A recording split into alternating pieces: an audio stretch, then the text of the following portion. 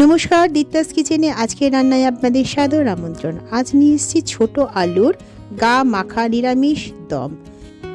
রুটি, লুচি, পরোটা বা ভাত যে কোনো কিছুর সঙ্গে এটি দারুণ খেতে লাগবে। বানানোও খুব সহজ। চলুন শুরু করি। প্রথমে শীতের নতুন আলু খোসা ছাড়িয়ে গায়ে কাঁটা চামচ দিয়ে ছোট ছিদ্র করে নুন জলে সেদ্ধ করে নিয়েছি। আর নিয়েছি আদা বাটা, ধনেপাতা কুচি এবং টক দই। টক দইটাকে আমরা প্রথমে ভালো করে ফেটিয়ে নেব। এরপর এতে দিয়ে দেব জিরে গুঁড়ো 2 চামচ, কাশ্মীরি লঙ্কা গুঁড়ো এবং হলুদ। এরপরে টক দইয়ের সঙ্গে সমস্ত মশলাগুলোকে ভালো করে ফেটিয়ে নিতে হবে, যাতে সব মশলাগুলো দইয়ের সাথে ভালোভাবে মিশে যায়, এবং এটাকে সরিয়ে রাখবো। এরপরে কড়া গ্যাসে বসিয়ে তাতে সর্ষের তেল দিয়ে তেলটাকে ভালো করে গরম করে নিতে হবে। এই রান্নাটা আমরা সর্ষের তেলেই করছি, আপনি চাইলে সাদা তেলে করতেই পারেন। তেল গরম হলে তেলে আলুগুলো দিয়ে এপিট ওপিট করে মাঝারি আঁচে ভালো করে ভেজে নিতে হবে। যেহেতু সেদ্ধ আলু তাই অনেকক্ষণ ভাজার প্রয়োজন নেই। 2 পিঠ লাল হলে এটি বুঝবেন ভাজা হয়ে গেছে। যেহেতু সেদ্ধ করার সময় নুন দিয়েছিলাম তাই এই পর্যায়ে অর্থাৎ ভাজার সময় আর নুন দিলাম না। আলু 2 পিঠই ক্রমশ লাল হয়ে এসেছে, তার মানে এটি ভাজা হয়ে গেছে। এবার একে একে এগুলোকে তেল ঝরিয়ে কড়া থেকে তুলে নিতে হবে।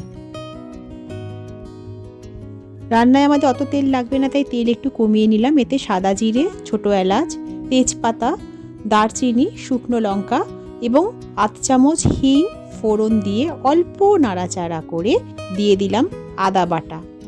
আদা বাটা অল্প নাড়াচাড়া করে দিয়ে দিলাম মশলা এবং দইয়ের মিশ্রণটা। এবারে আঁচ একেবারে কমিয়ে একটানা নাড়তে থাকতে হবে, না হলে দইটা কিন্তু ফেটে যেতে পারে। খানিকক্ষণ নাড়াচাড়া করে দইয়ের বাটি ধোয়া জলটাও দিয়ে আবারও নাড়তে হবে।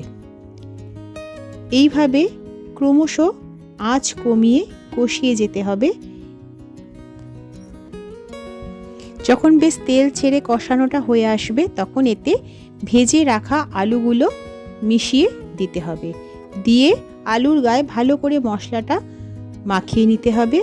পরিমাণ অনুযায়ী নুন দিতে হবে। এরপরে দইয়ের বাটি ধুয়ে বাকি জলটুকুও দিয়ে দেব। জল অল্পই দিলাম, কারণ গা মাখা আলুর দম বেশি গ্রেভি হবে না। গ্রেভিটা ফুটে উঠলে এতে দিয়ে দেব 2টি চেরা কাঁচা লঙ্কা এবং স্বাদ অনুযায়ী চিনি। আমি এই রান্নাটা পুরোটাতেই বেশি ঝাল দিলাম না, আপনারা চাইলে কিন্তু লঙ্কা আরও বেশি দিতে পারেন বা একদম শুরুতে ঝাল লঙ্কার গুঁড়োও দিতে পারেন। সমস্তটা ফুটে উঠলে এতে ওপর থেকে অল্প ধনেপাতার কুচি ছড়িয়ে নাড়াচাড়া করে 1 মিনিটের মতন ফুটিয়ে গ্যাস বন্ধ করে দেবো। ব্যাস, আমাদের গা মাখা আলুর দম তৈরি। বাড়িতে হঠাৎ অতিথি এসে পড়লে বা চটজলদি রান্না করতে হলে এ পদের জুড়ি মেলা ভার। আমার রান্নাটা ভালো লাগলে একটু লাইক করে দেবেন। খুব শীঘ্রই আবার আমাদের দেখা হবে। নমস্কার।